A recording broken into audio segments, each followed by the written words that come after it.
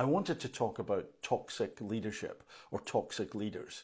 It's highly likely that you've been affected in some way or another by a toxic leader over the years, up close or from afar.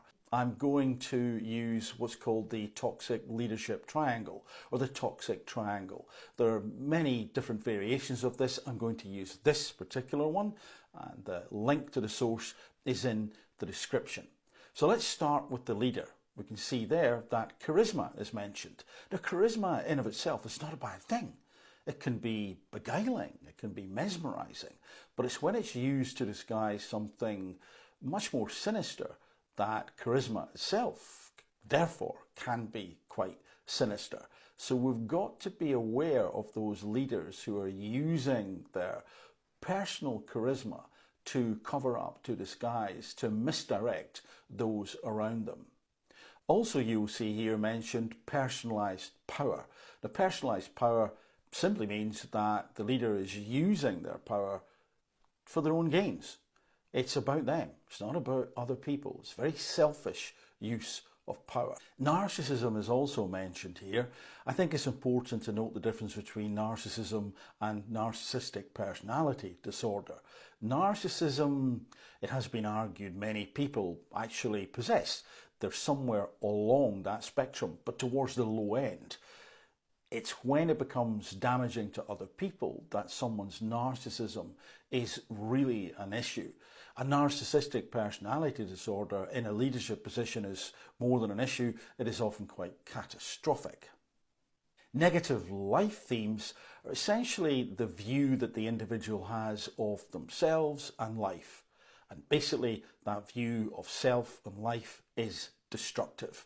And that may be because of things that happened in the past, childhood for example, with this individual. An ideology of hate is precisely what it sounds like. This is a capacity for people to group others together and simply hate them for being different, whatever that difference is. Conducive environments. This is where we look beyond the leader and consider what may be amplifying or even enabling those toxic behaviours. For example, instability.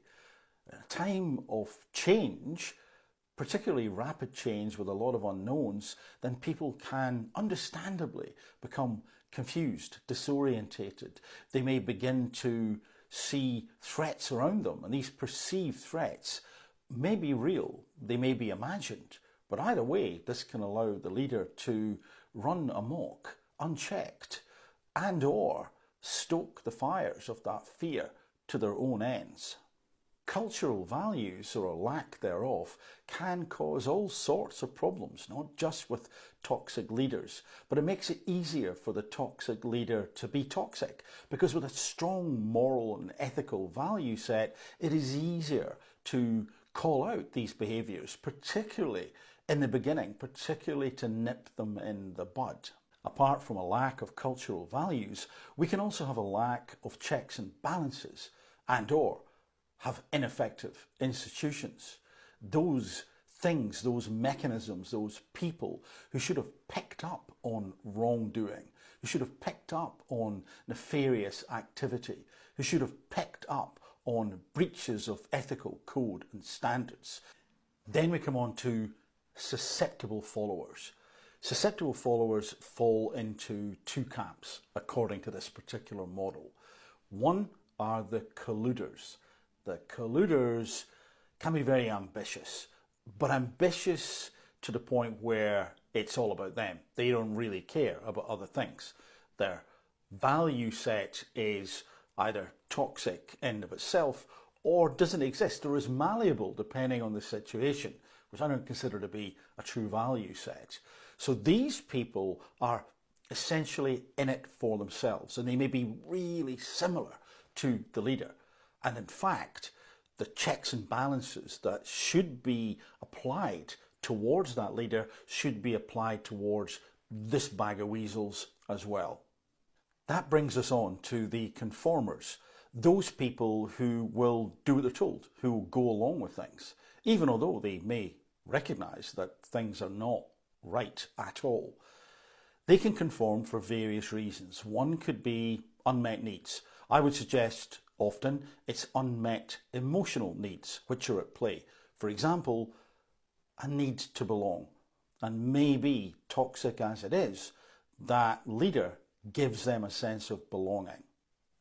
It would be healthier for everyone, of course, if they had that sense of connection, of belonging, met in other ways. Also, the conformer may have what's called low core evaluations. Essentially, this is a negative perspective of self and one's role or ability to have a role in the environment. I can't do it, I'm not capable, I can't make a difference out there.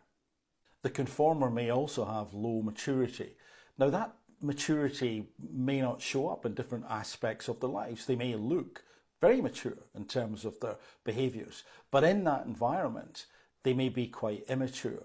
They may just buy into the short-term thinking, the grandiose claims, the charisma of the leader, instead of taking a big step back, looking at the bigger picture and considering with a critical eye how much of that is actually true and whether indeed they are being led up the garden path.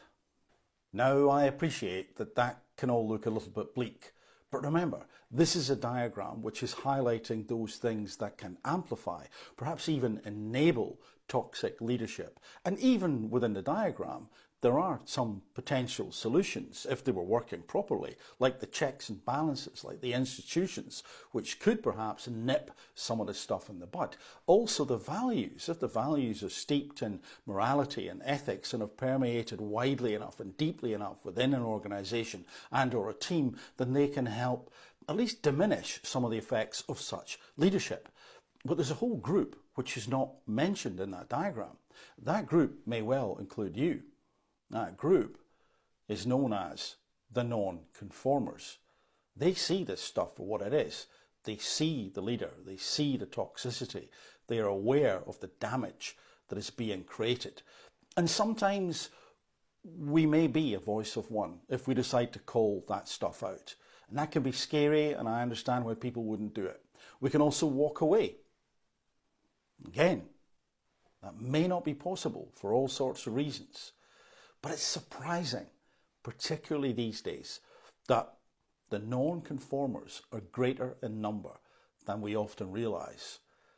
People are really quite well awake and tuned into what to expect within an environment, within a team or a group, a community, a business, an organisation, whatever you want to call it, wherever you might exist. And when that leadership is toxic, I think a lot of people are very well aware of it. And some conversations, an ability to, for example, reach a critical mass of people where they can say, no, this is wrong, we will not stand for this. And within that group of people, it is likely that there will be individuals with some expertise that could be brought to bear. It could be HR, it could be legal, it could be someone with a different approach to leadership who may want to challenge. Again, the situations can be very different. I can't easily and should not generalize here. Everything will be specific, but my generalization as such is that there is hope. The more all of us collectively call out these behaviors and or where possible walk away from such organizations, teams, leaders, the better.